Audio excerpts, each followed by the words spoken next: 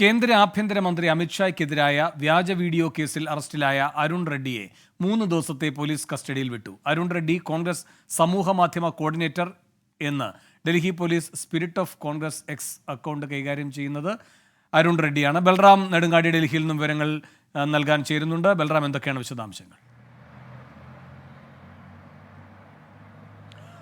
വേണു, കേന്ദ്ര ആഭ്യന്തരമന്ത്രി അമിത്ഷായ്ക്കെതിരായ വ്യാജ വീഡിയോയുമായി ബന്ധപ്പെട്ട് ഡൽഹി പോലീസിന്റെ അന്വേഷണം പുരോഗമിക്കുന്നതിനിടെയാണ് ഇന്നലെ തെലങ്കാനയിൽ നിന്നും അരുൺ റെഡ്ഡി എന്നയാളെ അറസ്റ്റ് ചെയ്തത്. ഇയാൾ സ്പിരിറ്റ് ഓഫ് കോൺഗ്രസ് എന്ന എക്സ് ഹാൻഡിൽ കൈകാര്യം ചെയ്യുന്നത് ഈ അരുൺ റെഡ്ഡിയാണ് എന്നാണ് പോലീസ് കണ്ടെത്തിയത്.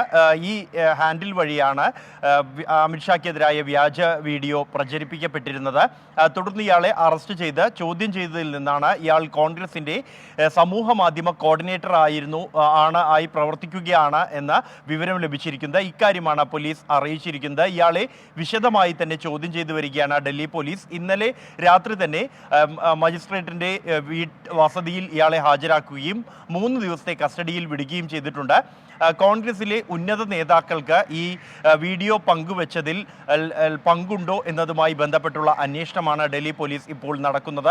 നേതൃത്വത്തിൻ്റെ നിർദ്ദേശമനുസരിച്ചാണോ ഇത്തരത്തിൽ ആഭ്യന്തരമന്ത്രിക്കെതിരായ വീഡിയോ പ്രചരിക്കപ്പെട്ടത് എന്നുള്ളതാണ് പോലീസ് അന്വേഷിക്കുന്നത്. നേരത്തെ തിരഞ്ഞെടുപ്പ് പ്രചാരണ വേദികളിലെല്ലാം തന്നെ പ്രധാനമന്ത്രി അടക്കമുള്ളവർ രാഹുൽ ഗാന്ധിയുടെ നിർദ്ദേശമനുസരിച്ചാണ് ഇത്തരത്തിൽ വീഡിയോ പ്രചരിപ്പിച്ചത് ആഭ്യന്തരമന്ത്രിക്കെതിരായി എന്ന് ആരോപിച്ചിരുന്നു.